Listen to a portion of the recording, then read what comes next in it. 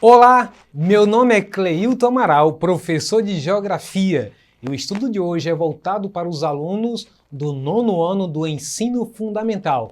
E o nosso tema de estudo de hoje é industrialização no mundo. Vamos tentar entender os conceitos do que é indústria e suas fases e tentar ver o porquê de tantas mudanças que aconteceu na época, no século XVIII até os dias atuais. Acompanha comigo.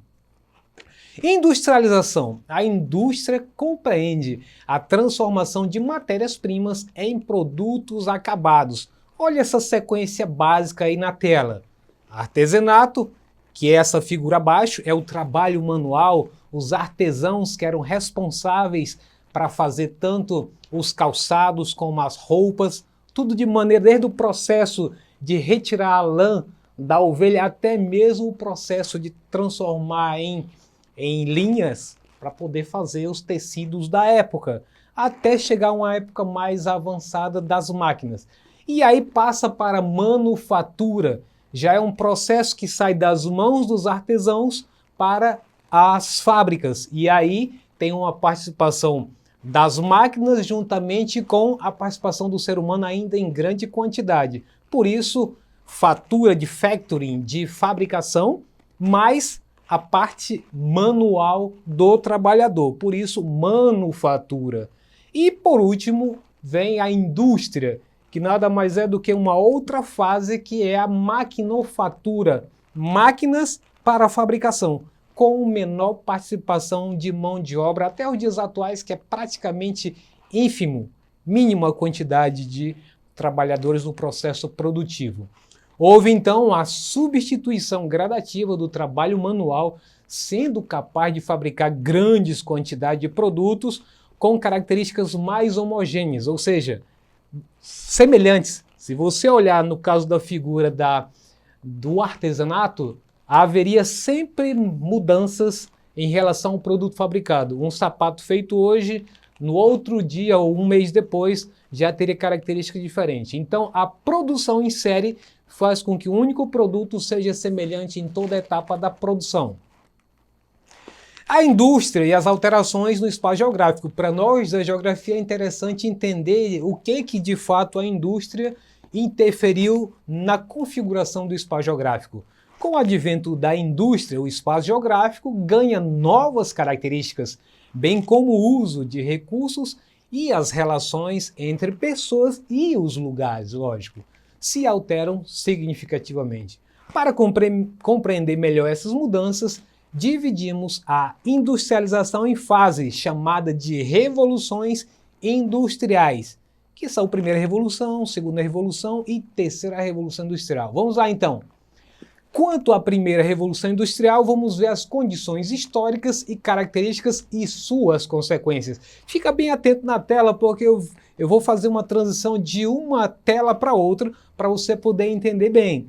As condições históricas teve início na Inglaterra, a grande potência mundial no século XVIII. No período, o carvão mineral era a principal fonte de energia. É bom lembrar que esse carvão mineral trata-se de uma fonte de energia das rochas, ao contrário desse carvão vegetal que você faz o churrasco, são totalmente diferentes. O outro ponto é desenvolvimento da máquina a vapor e da locomotiva. Olha só, máquina a vapor, movido a água em altas temperaturas. E o último ponto daí, mão de obra não era qualificada. Marquem esse item que ele é muito importante. Ou seja, seria muito difícil você imaginar que no início de tudo as pessoas já estivessem bastante qualificadas para trabalhar com a fabricação de alguma coisa. Então não era qualificada. Pegava o trabalhador que estava vindo do campo com a especialização na área agrária para vir mexer agora com a indústria. Isso, veja que é um processo que vai evoluir com o tempo. Características e consequências desse período. Aumento da produção, diminuição do tempo para produzir, consequentemente. Então, quando eu diminuo o tempo associado ao aumento da produção, então o ganho real é muito maior. Portanto, acúmulo de riquezas para o capitalista. Aumento do comércio internacional. Ora, se aumenta a produção, eu tenho produção excedente, tanto para garantir para o país que está produzindo, como também para atender uma demanda fora do país.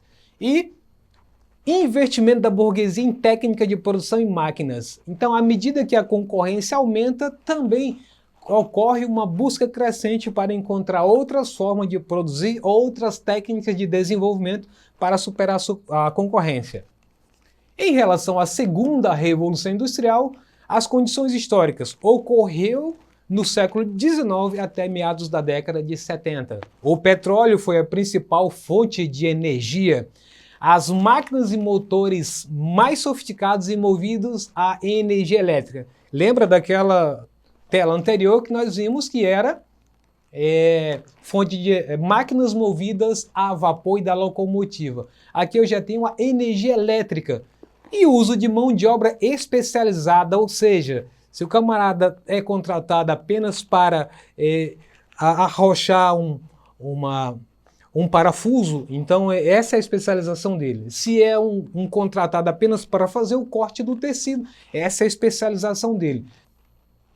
Quanto às características e consequências da segunda Revolução Industrial, são destaques principais. Avanços tecnológicos. Lembrem-se que na primeira etapa nós tínhamos ainda uma mão de obra não especializada e técnicas ainda muito rudimentares para o período.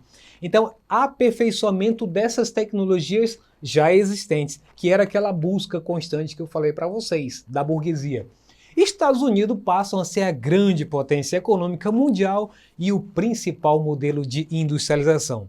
Outro item, desenvolvimento das indústrias automobilísticas, siderúrgica, metalúrgica e petroquímica. E aí entramos na terceira Revolução Industrial, também conhecida como Revolução Técnico-Científica ou, em alguns casos, a Revolução Informacional.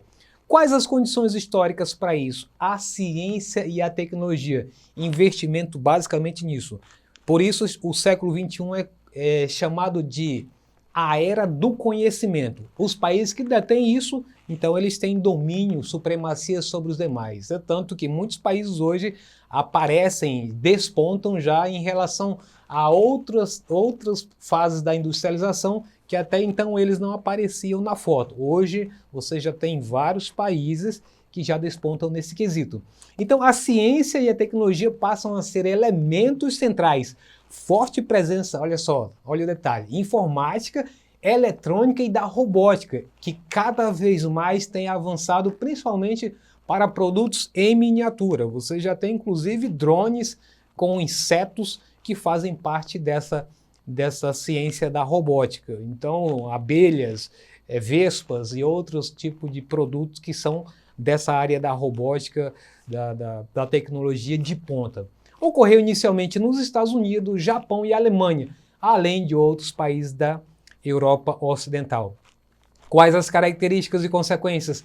Olha só, maior qualificação da força de trabalho para uso dessas tecnologias que levaram a todo esse avanço que temos hoje, o que a gente chama também de quarta revolução industrial. E força de trabalho pouco qualificada substituída por robôs, ou seja, à medida que a mão de obra passou a ser mais qualificada para ter acesso a essas novas tecnologias, essa força de trabalho que anteriormente era utilizada nas indústrias, elas são substituídas por robôs. E desenvolvimento e avanços obtidos nas inúmeras áreas estão associadas ao processo de globalização que tem tornado o mundo cada vez menor ao alcance de todo mundo.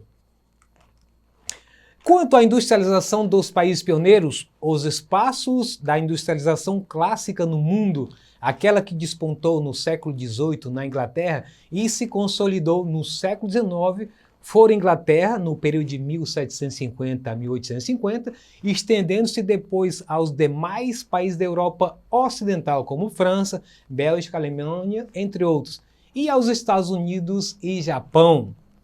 Quanto à industrialização tardia, também chamada de novos países industrializados, como Brasil, México, Turquia, China, Coreia do Sul, Taiwan, Singapura, Índia, África do Sul e o território de Hong Kong.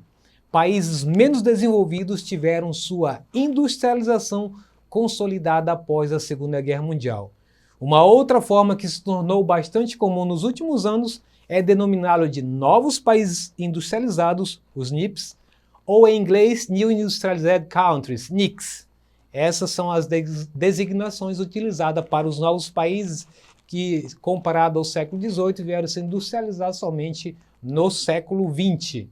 E aí nós temos aí um mapa que ilustra em azul os principais países que são chamados países de industrialização tardia.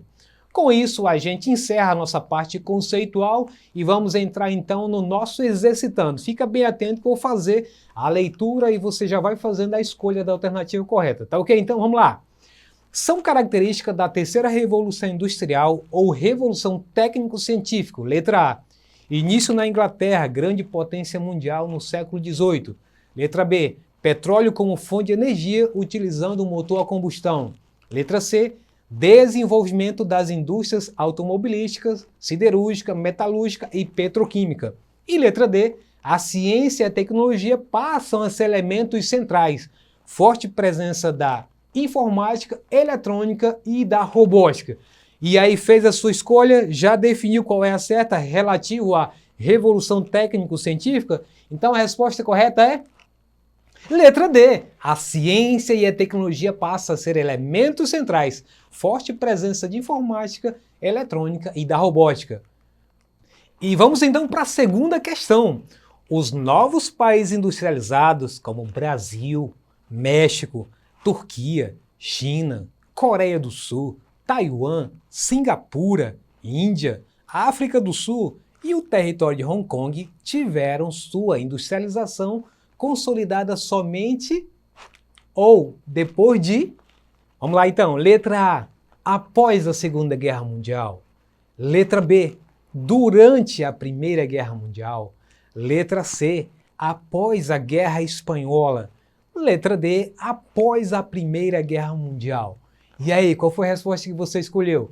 Então a resposta correta é letra A, após a Segunda Guerra Mundial. Muito bem. Então com isso nós encerramos a nossa aula de hoje. Se você quiser melhores informações, assistir essa aula de hoje ou outro componente curricular, basta acessar a plataforma da Eduque. Um abraço a todos e até a próxima!